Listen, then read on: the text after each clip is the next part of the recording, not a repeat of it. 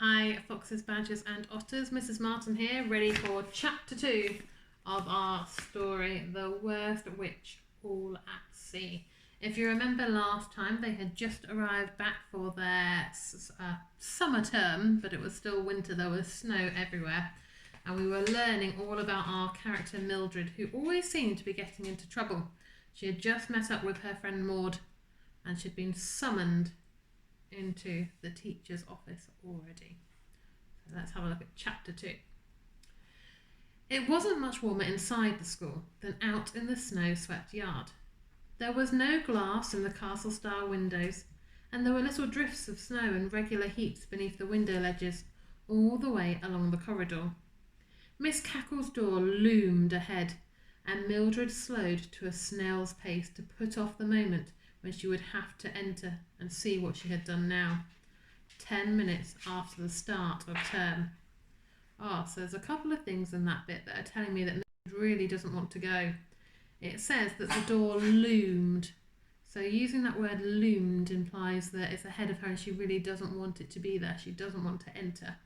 And she also was walking at a snail's pace, which is implying she was walking very slowly. She was taking her time. She really didn't want to go inside. She knocked very softly, hoping that she might not be heard. "Come in," called Miss Cackle's cheery voice from inside.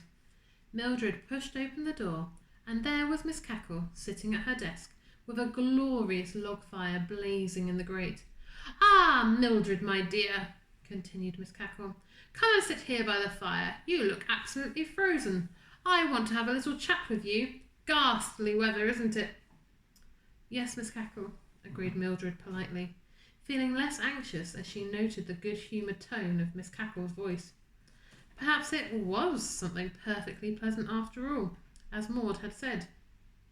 Mildred sat down gratefully in a chair next to the hearth, and Tabby jumped down from her shoulders and curled up so near the grate that his fur almost caught fire. So it says next to the hearth, that means she sat herself next to the fire, like you can see here. Can you see her cat curled up as close as they can get as well?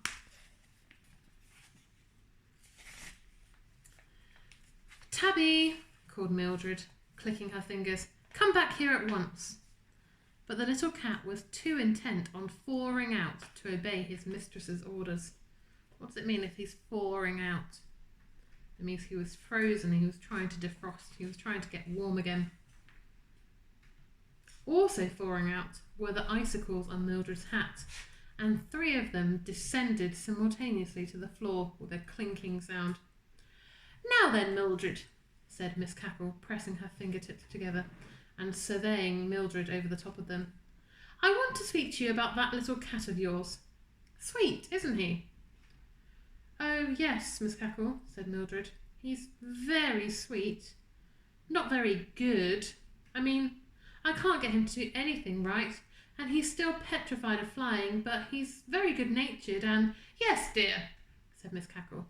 "I can see that he's a charming little cat, but I was watching your arrival just now, and I couldn't help noticing that you were pulled off balance by the cat as you came over the gates.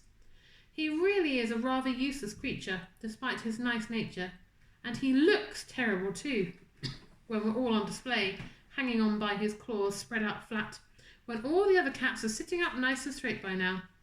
Except for the first-year kittens, of course. Yours has never really got past the kitten phase, has he, my dear? And of course, he has completely the wrong markings for the school, and looks very untidy next to the black ones."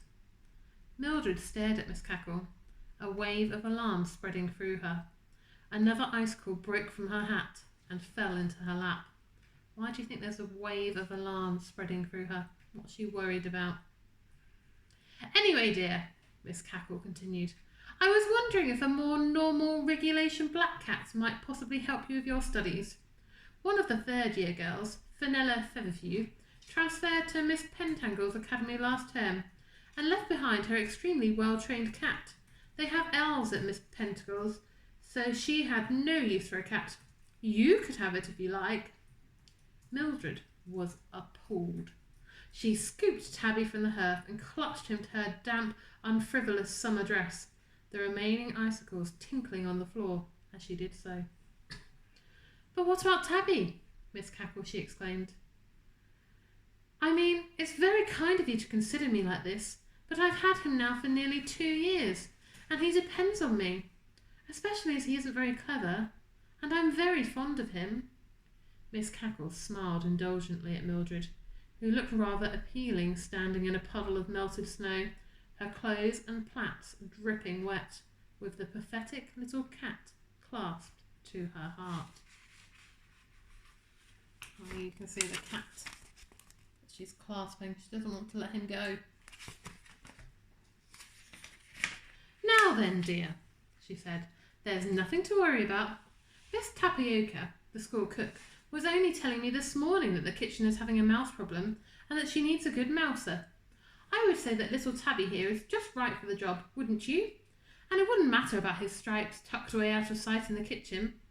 "But, Miss Cackle," said Mildred, "Tabby's frightened of mice. He doesn't—" "Nonsense, Mildred," laughed Miss Cackle. "No cat is afraid of mice.